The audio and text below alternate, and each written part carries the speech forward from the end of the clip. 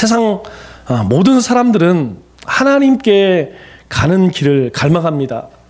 여러분, 기독교뿐만 아니라 모든 종교가요, 신이 사는 천국에 가고 싶어 합니다. 그 이유는 무엇이냐면 이 세상의 삶이 만족스러우면 그런 생각을 하겠습니까? 이 세상의 삶이 만족스럽지 못하기 때문에 전부 하나님께, 신에게 가는 길을 갈망하죠. 우리 수가성 여인처럼 사람들은 절망적인 상태에서 벗어나기를 간절히 바라고 있습니다. 갈망이 있다는 것은 그만큼 이 세상의 삶이 문제투성이라는 것을 반증하는 것이죠. 사람들은 이 세상의 문제에서 벗어나기 위해서 대체적으로 두 가지 방법을 사용합니다. 첫째 방법은 비움의 방법이죠. 그리고 두 번째는 정반대로 채움의 방법입니다. 우리 서점에 가면 한 코너에 베스트셀러 코너가 있죠. 그곳에 가면 이 두 가지 방법을 추구하는 그런 책들이 얼마나 많은지 몰라요. 이 비움의 방법은 주로 불교를 비롯해서 다른 종교에서 주장하는 그런 방법들입니다. 이 불교에서는 욕심과 집착으로부터 모든 문제가 시작된다고 그렇게 봅니다. 그래서 문제를 해결하려면 모든 욕심과 집착을 다 내려놓아야 한다, 그렇게 생각을 하죠. 그래서 자신을 비우고 또 비워서 무아지경의 상태에 이를 때 비로소 행복해진다, 그렇게 생각을 합니다. 무아지경이 뭐예요? 무아, 내가 없어진다, 이 뜻이죠. 그래서 이렇게 벽을 쳐다보면서 참선을 하는 거예요. 야, 내가 없어지자, 내가 없어지자, 내가 없어지자. 불교에서는 무아지경이란 말보다는 모라지경이란 말을 쓰죠. 모라지경. 이 몰자가 뭐냐면 우리가 TV나 뭐 영화를 볼 때 몰입한다 할 때 몰자예요. 이 말의 의미가 뭐냐면 나를 아는 나를 아는 내가 또 다른 나를 깨닫는 것이라는 뜻이에요. 이게 뭐 도대체 무슨 말인지 잘 모르겠죠. 우리가 TV 드라마 이렇게 보다 보면 부부의 뭐죠? 하여튼 있어요. 재밌어요. 그거 이렇게 보면 막 거기에 감정이입이 돼요. 내가 막 기미해가 돼. 그걸 뭐라고 이야기하냐면 모라지경이에요. 모라지경. 불교에서 얘기하는. 그러니까 앉아서 참선을 하면 어느 순간 자신은 없어지고 새로운 자기가 생겨난다는 것이죠. 그러나 그들이 뭐 이것을 불교에서는 열반에 이르는 것이라고 이야기합니다. 열반에 이르는 것, 그리고 비움의 핵심이라고 이야기를 하죠. 실제로 우리가 욕심을 내려놓으면 고통으로부터 해방되는 느낌을 받게 됩니다. 예를 들어서 우리가 자녀에 대한 집착과 욕심이 심할 때는 어떻습니까? 우리 자녀들도 죽을 맛이고요, 키우는 부모도 죽을 맛이에요. 그러나 자녀에 대한 욕심과 집착을 조금만 내려놓으면 가정의 평화가 이릅니다. 야, 우리 아이는 아빠를 닮았구나, 이렇게 생각을 하면 마음이 얼마나 편한지 몰라요. 그런데 나를 닮아서 내가 열심히 공부를 잘해야지라고 하면 이게 둘 다 괴로운 거예요. 아주 그냥 가정에 매일 전쟁이 일어납니다.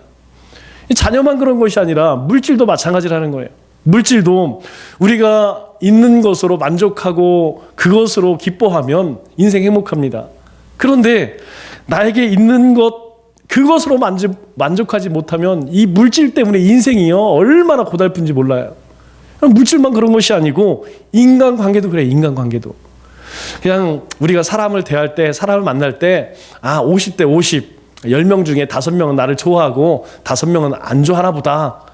조금 더 마음을 비우면 3명은 좋아하고 7명 안 좋아하나 보다, 이렇게 생각하면 인간관계가 뭐 그렇게 힘들지 않아요. 그런데 10명이 다 나를 좋아해야지 왜 안 좋아해? 그래서 그 10명에게 내가 다 잘하고 맞춰주고, 이렇게 힘들다니까요. 그래서 우리가 어느 정도 욕심을 내려놓으면 우리가 마음의 평안을 얻을 수가 있습니다. 그래서 사람들은 이 욕심을 비우는 훈련을 많이 해요. 마음을 비우는 방법에 관한 책을 읽거나 또는 마음을 수련하는 곳에 찾아가서 돌을 닦죠. 수련을 하죠. 하지만 이 비움의 방법에는 아주 치명적인 단점이 있습니다. 우선 우리가 마음을 어느 정도까지 비울 수 있지만 완전히 비울 수 없다는 거예요. 욕심과 집착을 내려놓고 싶다고 해서 그것을 완전하게 내려놓을 수 있느냐? 그럴 수 없다는 것이죠. 내가 마음을 비워야지. 내가 우리 자녀들에게 마음을 비워야지. 물질에 대해서, 관계에 대해서, 세상에 대해서 마음을 내려놓자. 여러분 마음이 내려놓아지나요? 안 된다니까요. 안 됩니다. 여러분 우리 자녀를 보면 마음을 내려놓자. 안 된다니까요. 야, 내가 정말 없는 것 가운데에서 만족하자. 안 된다니까요. 안타깝게도 우리 마음은 우리가 통제할 수 있는 게 아닙니다. 우리의 마음은 우리의 뜻대로 그렇게 통제할 수 있는 게 아니에요. 그래서 성경은 이렇게 이야기를 하죠. 우리 로마서 7장 21절 말씀을 보니까 이게 사도 바울이 이야기하는 거예요. 그러므로 내가 한 법을 깨달았노니, 사도 바울이 어떤 법칙을 하나 깨달았어요. 그게 뭐냐면 선을 행하기 원하는 나에게 악이 함께 있는 것이로다. 그러니까 이 말은 내가 막 하나님이 기뻐하시는 선을 행하기를 원한다는 거예요.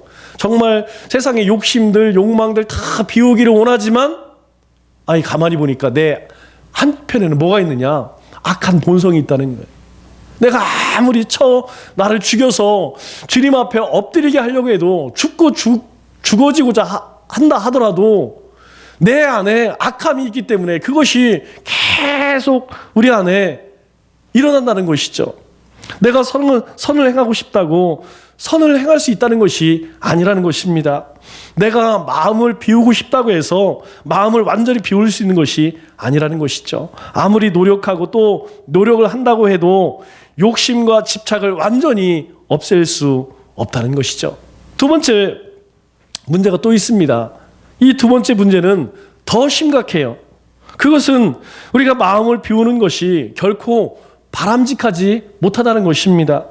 내 마음이 편해지기 위해서 마음을 비우는 것처럼 이기적인 것이 없다는 것이죠. 가족이야 어떻게 되든 말든 또 모든 인연을 끌어버리고 산속에 들어가 참선을 하고 그리고 마음을 비우는 수련을 해서 마음이 평안해지는 것이 옳은가? 그렇지 않다는 것입니다. 배우자가 어려움을 겪든 말든 자녀의 인생이 망가지든 말든 속세와 인연을 끊고 나만 도를 닦으며 마음을 비우고 평안을 얻는 게 괜찮느냐? 그렇지 않다는 것이죠. 여러분 세상에 이것처럼 이기적인 것이 어디 있어요? 나 혼자 정말 비움을 통하여서 내가 참 행복을 얻겠다. 그리고 내 주변 사람들 다 뿌리치고 그렇게 자기 혼자 평안을 얻으면 다른 사람들은 어떻게 알아봐요? 제가 그 TV 프로그램 중에 되게 싫어하는 프로그램이 뭐냐면 나는 자연인이다. 여러분 혹시 보시나요? 이 사람들이 어떤 사람들이냐면 그런 사람들이에요. 산속에 아무도 별로 살지 않는 그런 산속에 들어가서 거기에서 그냥 자기 마음대로 살아. 그런데 이 가운데 대부분은 가정 있는 사람들이에요. 뭐 혼자 산속에 들어가서 뭐 풀을 뜯어 먹든 무슨 상관이겠어요. 그런데 문제는 결혼을 해서 가정을 이루었는데 혼자 산속에 가 살아. 이 이야기를 들어보면 뭐 사업을 하다가 너무 망해갖고 너무 힘들어서 그냥 산속에 들어가 산대요. 그러면 남은 가족은 어떻게 하라고요? 본인은 그 산속에서 뭐 안정을 찾고 거기서 뭐 돌을 닦는지는 모르겠지만 나머지 가족들은 어떻게 하라는 거예요? 그래서 예전에 제가 아시는 목사님이 늘 그런 이야기를 했어요. 남자는 눈이 이마에 붙어 있어도 가족들을 책임져야 된다는 거예요. 저는 100% 공감합니다. 가장이면 가장으로서 가정을 책임져야죠. 그러니까 눈이 이마에 붙어 있어도 가족을 위해서 희생해야 한다는 것이죠. 왜 그래요? 여러분 사랑은 아픈 것입니다. 사랑은요 반드시 대가를 치러야 된다는 거예요. 사랑은 아픈 것이고 그 아픔을 감수하는 것이 사랑이라는 거예요. 여러분 십자가를 한번 생각해 보세요. 예수님이 지신 십자가 우리를 사랑하셨기 때문에 예수님께서요 하나님 이거 안 질 수 없어요? 이거 안 할 수 있으면 안 하게 해주세요. 예수님도 그렇게 기도하셨다니까요. 그런데 우리를 사랑하시기에 그 십자가의 고난을 당하셨다니까요. 그리고 주님께서 그것을 기필코 이루어내신 거예요. 우리 자녀를 키우는 것 여러분 사랑하기 때문에 고통스러울 밖에 없습니다. 여러분, 우리 자녀를 키울 때에 우리 지금 쌍둥이 첫 예배를 드리고 있는데, 여러분, 이 쌍둥이 키우는 게 얼마나 힘든지 몰라요. 여러분, 우리의 자녀들 키울 때 그러지 않았어요? 지금이야 뭐 시대가 많이 좋아졌다고 해도 여전히 아이를 키우는 것이 힘든 일입니다. 그런데 여러분들이 자녀를 키울 때는 어땠어요? 정말 열악했죠. 심지어는 먹을 것도 많지 않았어요.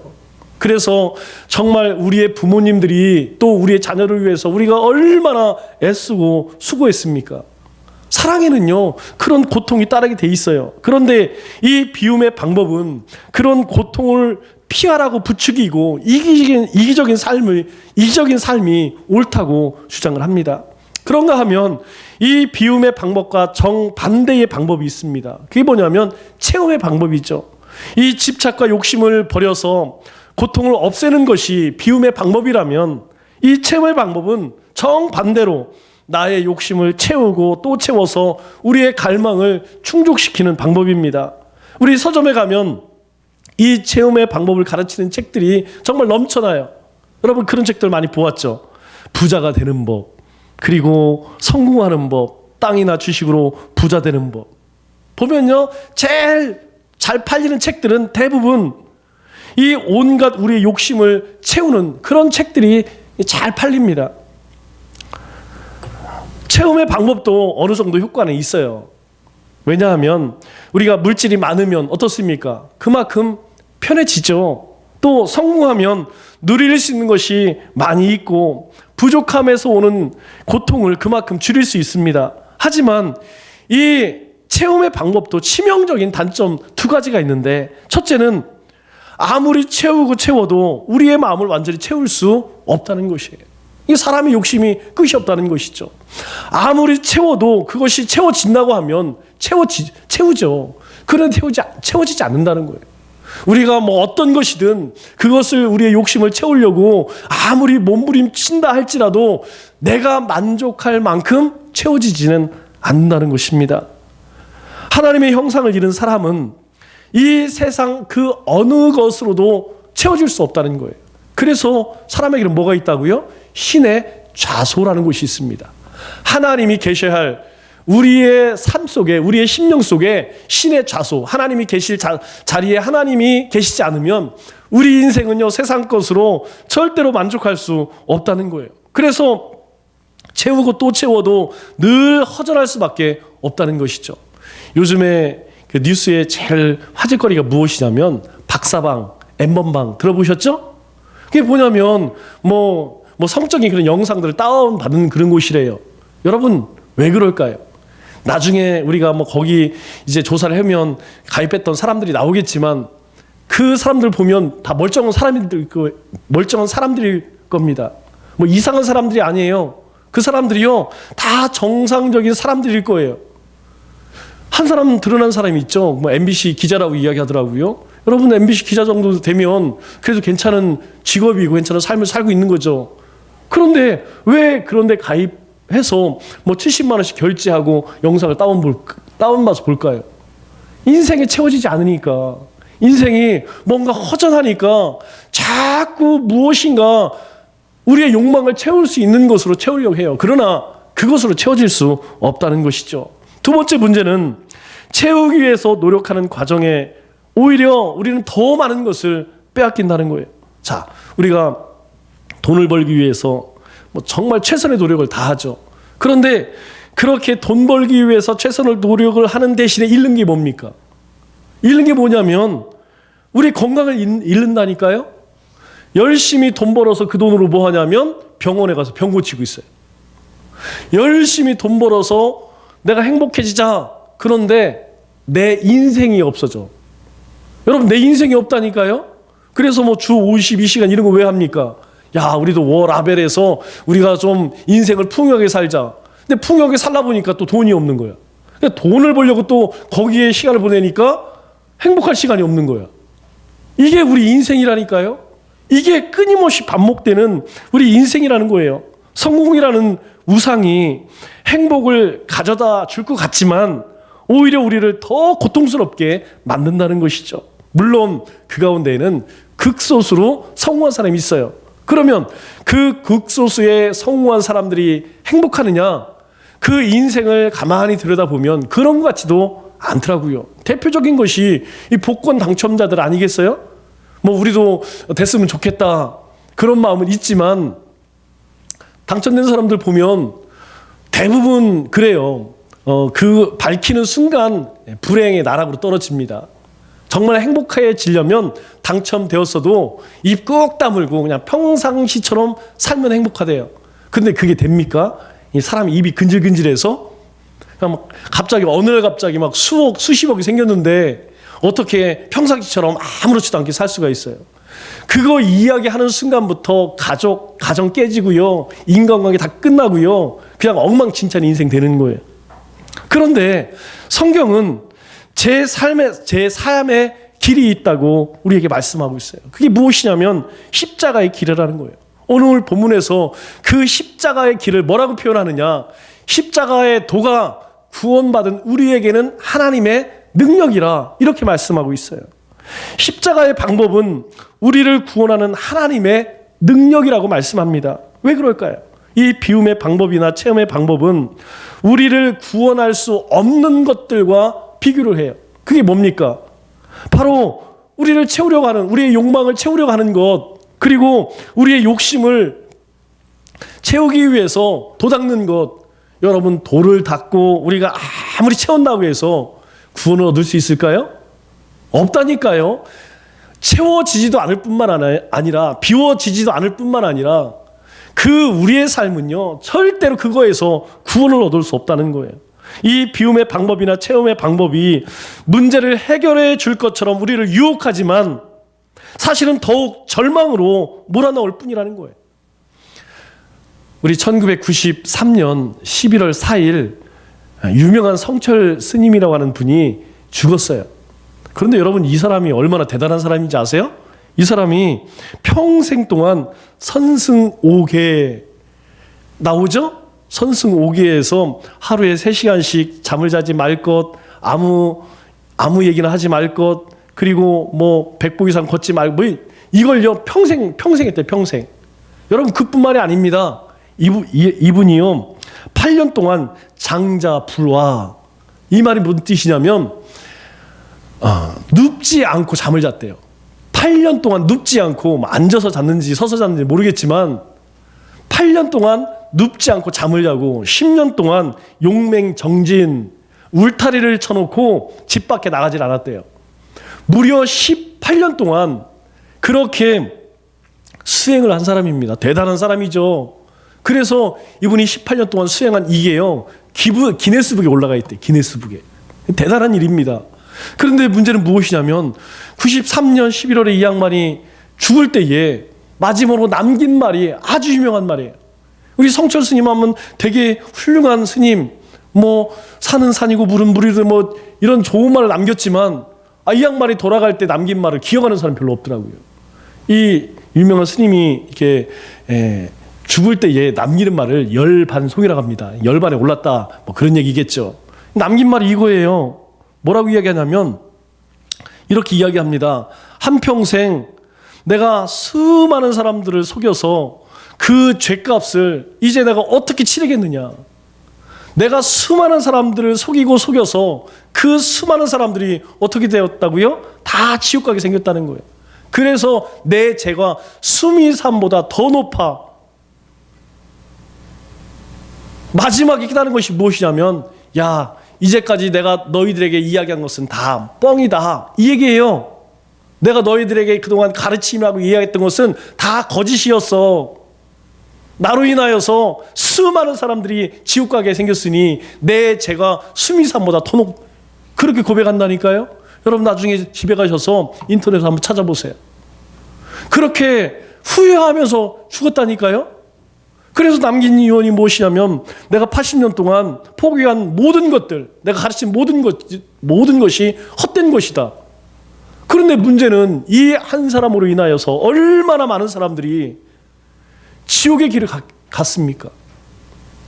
이 한 사람이 평생 동안 그렇게 뭐 수많은 고행을 통해서 진리를 깨닫고 뭘 알고자 하였지만 결국에는 아무것도 오히려 수많은 사람들을 지옥에 가게 했다. 그렇게 후회하면서 이 죽음을 맞이했다니까요. 그러나 여러분, 십자가는 어떻습니까? 십자가는요, 우리에게 실제적인 구원을 주신다는 거예요.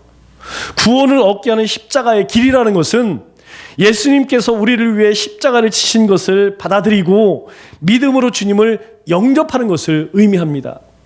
제가 우리 전도 훈련을 받을 때 그런 이야기를 하더라고요. 여러분, 예수 믿는 것이 얼마나 간단한 것이냐면 마치 차려난 밥상을 먹는 것 같습니다. 그렇게 이야기해요. 여러분, 불교에서는 열반에 들기 위해서는 뭐 이 성철 스님 같은 그런 고행을 통해서 수많은 수련을 통해서 그런 해탈을 할 수 있다는 거예요. 그러나 우리는 그렇지 않다는 것입니다. 오늘 우리 본문에서 이야기하는 것은 보세요. 이렇게 차려놓은 밥상 그냥 가서 숟가락 들어 먹기만 하면 되는 거예요. 여기 우리 상을 차리는 주부들에게는 뭐 마음이 와닿지 않겠지만 매달 얻어먹는 우리에게는, 여러분 아침에 일어나서 여기 계신 모든 분들이 밥 차려 먹으라고 하면 밥 먹겠습니까? 매일 밥 차려 먹으라 그러면 저도 밥 먹기 싫더라고요. 그런데 차려놓은 밥상 그냥 밥 먹으라 가서 숟가락 뜯고 먹기만 하면 돼요. 오늘 주님께서 이야기하시는 것이 그거예요. 너희들이 구원을 얻기 위해서 뭐 비움의 방법을 통해 체험의 방법을, 그런 게 아니고 예수님만 영접하면 너희가 구원을 얻을 수 있다. 이미 하나님이 밥상 다 차려놨으니까 와서 숟가락만 들어라. 예수님만 믿으면 구원을 얻는다. 그래서 사도행전 16장 31절에 뭐라고 이야기합니까? 주 예수를 믿으라. 그리하면 너와 내 집이 구원을 받으리라. 주 예수만 믿으라는 거예요. 요한복음 3장 16절은 뭐라고 이야기합니까? 하나님이 세상을 이처럼 사랑하사 예수님을 우리 가운데 주셨으니 그를 믿는 자마다 멸망치 않고 영생을 얻게 하려 하심이라. 예수님만 믿으면 멸망당하지 않고 구원을 얻는다는 거예요. 인간의 방법, 인간이 아무리 비움의 방법이나 체험의 방법을 통해서 문제를 해결할 수 없는 존재임을 아시는 하나님께서 우리에게 놀라운 구원의 방법을 주셨다는 것이죠. 여러분, 타이타닉 정말 대단한 배였죠. 그런데 이 타이타닉호가 좌초되었을 때 살아남은 사람들은 수영을 잘하는 사람들이었을까요? 아닙니다. 아무리 수영을 잘해도 추운 바다에서 오래 버틸 수 있는 사람 없어요. 수영을 못하는 사람보다는 오래 버틸 수 있겠지만 결국에는 10분 후에 죽냐 20분 후에 죽냐 다 죽는다니까요. 그때 살아남은 사람들은 어떤 사람들입니까? 그때 살아남은 사람들은요, 구조선이 와서 구원받은 사람들이라니까요. 수영을 못한 사람도 구조선에 발견되기만 하면 살아날 수 있었다는 거예요. 이게 마찬가지로 사람은 죄로 인하여서 영원히 죽을 수밖에 없는 그런 운명입니다. 아무리 비움의 훈련을 많이 해도 또 체험의 노력을 많이 해도 스스로 자신을 구원할 수 있는 사람은 아무도 없다는 거예요. 그래서 예수님께서 이 세상에 오셨습니다. 우리를 구원하시기 위해서 예수님께서 친히 십자가에서 피를 흘리셨습니다. 예수님은 우리의 죄값을 위해 십자가에서 우리 대신 죄값을 치르셨다는 거예요. 우리가 당해야 할 형벌을 예수님이 대신 당해 주셔서 우리의 죄를 사해 주셨다는 거예요. 우리는 원래 하나님께 나아갈 수 없는 존재였습니다. 하지만 예수님이 가신 그 십자가의 길로 인하여서 우리는 예수님의 이름으로 담대하게 하나님 앞에 나아갈 수 있는 존재가 되었다는 거예요. 오늘 본문 그것을 이야기합니다. 십자가의 도는, 십자가의 도가 우리를 구원하는 하나님의 능력이다. 그렇게 말씀하고 있는 것이죠. 예수님께서 우리를 위해서 십자가에서 대신 죽으시고 그로 인해 우리가 구원을 얻게 되었다는 것은 아주 큰 기쁨의 소식이라는 것이죠. 그래서 예수님께서 이 땅에 태어나실 때 천사가 뭐라고 이야기합니까? 천사가 온 백성에게 미칠 큰 기쁨의 좋은 소식이라고 그렇게 말하고 있어요. 여러분, 큰 기쁨의 소식을 영어로 뭐라고 이야기합니까? 굿뉴스 아니에요? 굿뉴스. 우리말로 이야기하면 복음이에요. 십자가는요, 누구에게나 미칠 큰 기쁨의 좋은 소식이라는 거예요. 이 복음이요, 어떤 대상이 있는 게 아닙니다. 모든 사람들에게, 누구에게나 모든 인류에게 큰 기쁨의 좋은 소식이라는 거예요. 가난한 사람도 예수님을 만날 수 있습니다. 또 병상에 누워 꼼짝할 수 없는 사람도 예수님을 영접할 수 있다는 거예요. 그리고 어린아이도 예수님을 주님으로 모실 수 있습니다. 완벽하게 살 수는 없어도 우리 모두는 십자가를 통해서 주님이 이루신 구원을 얻을 수 있다고 말씀하고 있죠. 그래서 이 복음은 차별이 없이 누구에게나 큰 기쁨의 좋은 소식이다, 이렇게 성경은 말합니다. 십자가는 하나님과의 생생한 사랑의 관계 속으로 들어가는 거예요. 십자가를 통해서 우리는 하나님의 그 영적인 세계로, 하나님의 나라로 그렇게 들어간다는 것이죠. 따라서 구원받았다면 이제 더욱 주님의 뜻대로 사는 그런 삶을 살아야 한다는 것입니다. 왜 그렇습니까? 이제는요, 우리가 이 세상 가운데 사는 그런 존재가 아니라는 거예요. 우리는 이제 주님 안으로, 하나님 안으로 그렇게 들어가서 하나님 안에 사는 존재라는 것입니다. 예전에는 우리의 욕심과 욕망을 채우고자 했다면 이제는 베풀고 나누는 삶을 살아야 한다는 것이죠. 이미 우리는 주님 안에서 참된 평안과 회복과 사랑을 경험했기 때문입니다. 이미 배부른 사람은 어쩌죠? 배가 부른 사람은요, 아무리 맛있는 음식이 있어도 그 음식 탐하지 않는다니까요. 뭐 한 개, 두 개는 먹어보겠죠. 그런데 이미 배가 부르기 때문에요, 산의 진미라 할지라도 그렇게 땡기지 않습니다. 마찬가지로 이미 하나님 안에 만족을 누렸다면 굳이 세상의 것들로 채우기 위해서 헛되고 미련한 삶 살지 않는다는 거예요. 그래서 그리스도의 삶은 소망 없는 사람들의 삶의 방식과는 전혀 다르다는 것입니다. 그 모습을 본 세상 사람들은 그리스도의 삶의 방식을 미련하다고 비웃겠죠. 우리가 세상 가운데 살아가는 방식들을 보고 비웃을 것입니다. 조롱할 거예요. 오른뺨을 때리면 왼쪽 뺨을 대는 모습을 악용하고 조롱하겠죠. 하지만 이것이 그리스도인이 걸어가야 할 십자가의 길이라는 것이. 여러분, 이번 코로나19를 통하여서 세상에 교회가 보여준 모습은 무엇입니까? 여러분 한번 잘 생각해 보세요. 아, 교회가 정말 선도하였구나, 아니면 교회가 정말 욕먹을 짓을 했구나. 참 이상해요. 많은 교회들이 참여를 하고 애를 많이 썼습니다.